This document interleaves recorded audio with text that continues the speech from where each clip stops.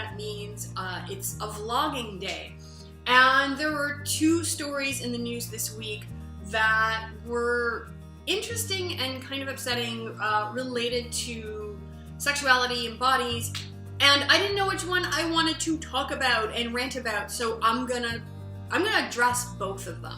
The first was the incident on the beach in France where the police accosted women who were dressed in burkinis. So burkinis are basically sort of full coverage swimwear. They have sleeves and, you know, pant legs, and you're completely covered.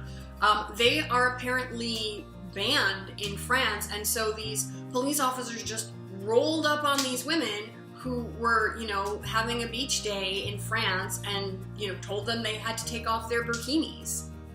According to some reports I read, you know, other bathers started yelling at these women, and there was a little girl there and she started crying, and it sounds like the entire scene was just a disaster. And apparently there are a couple of issues that have motivated the French government to, you know, ban this type of swimwear. So one of them is that they don't feel like it's in keeping with, you know, French values. It's, you know, a secular liberal country, and so they feel that the burkini represents, you know, an oppressive attitude towards women by forcing them to dress modestly. The other issue is the relationship that I guess the French government or French lawmakers see between something like a burkini, which is explicitly Muslim dress, and Islamic terrorism. I don't want to downplay what's been going on in France the past few years.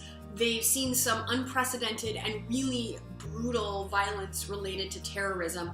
And I can understand that, you know, on an individual level, a lot of people there are experiencing trauma, but that they're also probably experiencing, you know, trauma on a collective national level. But I think it's relevant to point out that Muslims living in France are part of that population, and that the majority of them are not terrorists and are not involved in terrorist activity. So they are part of that population who is feeling frightened and traumatized. One of the many difficult things about being someone who either works within the legal system or works in law enforcement is that you cannot create law or enforce law based solely on your emotional reactions. That there also has to be a level of reason and logic and you have to work within that so that laws are created in ways that are as fair as possible, and that they're also enforced in ways that are as fair and responsible as possible. And I don't think that that's what happened in this situation. In terms of women and having the freedom to be able to, you know, dress their bodies the way that they want, that is a value that I certainly uphold, and I appreciate that that may be a value in, you know, French culture. However, I feel that we often make this mistake of saying that if a woman is truly free to dress the way she wants to, that needs to look like something really specific. That she's going to be, you know, wearing this specific amount of clothing, and she's going to have this specific amount of skin exposed or not exposed, or it's going to be these specific body parts that are exposed or not exposed, and if it's anything that isn't that, then she's not free. And I think that is completely backwards thinking. Women, I believe, should have the freedom to wear what they want, and I think that will look like different things for different women. I do not think that you are upholding any kind of principle of women can wear what they want when you have the police just jump up on them in the middle of a beach, and then you demand that they start taking off the swimwear that they have put on. I'm sorry, you don't know her life. You don't know her situation. You don't know what led her to the Muslim faith or what led her to make a decision to dress in that way. You don't know her feelings about that. You don't know her relationship to modesty. So to just mandate that, well, no one is allowed to dress that way is just imposing a different set of rules on how women can dress, which is just as restrictive. And then there's the, you know, supposed connection to Islamic terrorism, which that whole approach is so racist, like I can't even deal with it. You know, there are plenty of studies and research that tell us that the majority of people who are pedophiles are white people. And we do not, rightly, we do not then, impose sanctions on white culture in general because, we have to be super vigilant and weed out those few white people who might be pedophiles by just acting as though anything to do with whiteness is somehow may have some kind of connection to pedophilia. And yet, somehow, people feel like it's perfectly reasonable to do this with the Muslim population, and it's not. Statistically, it's highly, highly unlikely that these women were terrorists. But, even if they were, and I even hate to go there, even just to make this argument, but, let's say for argument's sake, you just happen to roll up on, these women who happen to be clandestine terrorists and not just people hanging out at the beach in the summer. Making them not wear a burkini isn't going to not make them terrorists if they already are. Terrorism is not a style of dress. Terrorism is an ideology. It's a set of beliefs. It's in a person's head. So you make them wear whatever they want, that's not going to suddenly change their minds and their plans and their course of actions. So it just, on every level, it just seems irrational and just a huge racist, sexist, gross violation, and I do not care for it at all. The second news story is about Leslie Jones, who recently starred in the Ghostbusters remake, who was giving me all my life with her hilariousness and magnificence.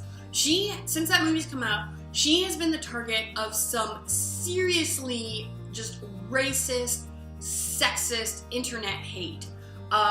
She got it when the movie first came out and there was a whole situation happening on Twitter. And then this week, apparently some Uber douches decided to hack her website and apparently posted new pictures of her and, posted some of her identifying information, I think posted her passport information and maybe her address. Just awful and gross and disgusting. Most of the responses that I've heard and read have been from people who are decent and are, expressing their support for Leslie Jones and are calling this out as the racist, sexist, violent act that it is. But I've definitely been hearing some talk from folks who are basically of the camp of yeah, it's bad, but, and it's been either, yeah, that's bad, but I wouldn't say it's necessarily racist. Or they'll say yeah, it's bad, but maybe you shouldn't be taking the nude photos. All right, so I want to address both those things. So there's the, yeah, but I don't think it's racist. Why do people do that? What are you doing when you are saying that, yeah, but it's not racist? Is that supposed to make the rest of us feel better? Oh, okay, it was just straight up sexism. Or, maybe it wasn't motivated by any kind of bigotry. Maybe it was just people being super evil. That doesn't make anybody feel better, number one. Also, what logic are you applying there? The one black woman who stars in this movie is being targeted online in a way that the three other white women are not at all. So that doesn't seem racist to you? Also, they posted pictures of her body to mock and shame her. They are trying to use her naked body to make her feel ashamed and embarrassed. And you cannot separate out a black person's skin from their body. That is a part of it. That is a part of your body. There is no separation of church and state. There is no, oh, well, this is my body, and this is the skin covering my body. It's all part and parcel of the same thing. So, yeah, there is no level on which this is not racist. Then there's the response of, well, if you took the nude photos and so they're going to wind up on the internet and maybe you shouldn't have done that. I, to some degree, understand the impulse to say that. And for some people, because there is that risk that someone will get a hold of your nude photos and they're gonna do something not good with them. Some people are like, you know what, it's fine. Like, I don't need to take nude photos. I'm not gonna take nude photos and I will sleep better at night, which is okay. However, it is not wrong for an adult to take a picture of their own body for their own use. Like, that is something that adults are allowed to do. Adults are allowed to be naked. You're allowed to take a picture of yourself. And here's the thing. It's this thing that we do, I find, with sexual situations where if somebody takes some sort of risk, and it's a sexual risk, then there's this group of people who want to be like, well, you kind of maybe brought that on yourself because you did this thing and it was sexual. But we don't do that with other types of risks. And I wrote a whole blog post on it. I'm going to link to it in the description. We do risky things all the time. And I've talked about this in other videos. We do risky things all the time. So for example, driving on the road is risky. Like, there are accidents every single day. And the thing is, if you get into your car and you get into an accident and it's not your fault, like somebody crashes into you, rear ends you, whatever, and you're in an accident, you show up at work, you post it on Facebook, you tell your friends, you tell your family, the reaction is never, well, we all know that when you get into a car, there's a possibility that you're gonna get into an accident, so yeah, that's too bad, but you kind of brought it on yourself. Like, that's not the reaction ever. The reaction is like, oh my gosh, are you okay? Like, do you need anything? That's really scary. That's really upsetting. We don't just say, well, because you engage in an activity that has some inherent risk attached to it, then you forfeit your right to sympathy and you forfeit your right to be outraged at the person who hit you with their car. No, we're like, that sucks, and that was horrible, and that other person was at fault. Like, let us support you. However, with sex or sexual stuff, it's like, it was a sex thing, so maybe you shouldn't have been doing it.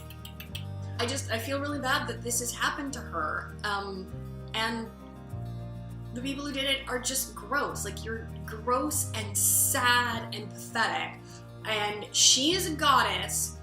And I really hope that this just gets resolved, like, really quickly, and, like, all my sympathy for her, but also just respect and admiration because I think she's hilarious and super talented. So there you have it. 2 rants for the price of 1. And the price is free because it's YouTube. In the comments, let me know what you think about either one of these stories or both of these stories, or if there's something else going on in the news or in current events that you've been really thinking of and you have some opinions on. I always love reading your comments, so yeah, let me know. That's all. I hope you have a great day, and I will see you soon. Summer is just about wrapping up, so today I'm going to do a quick video for those of us who have kids who will be going back to school in the fall and will be taking sex ed.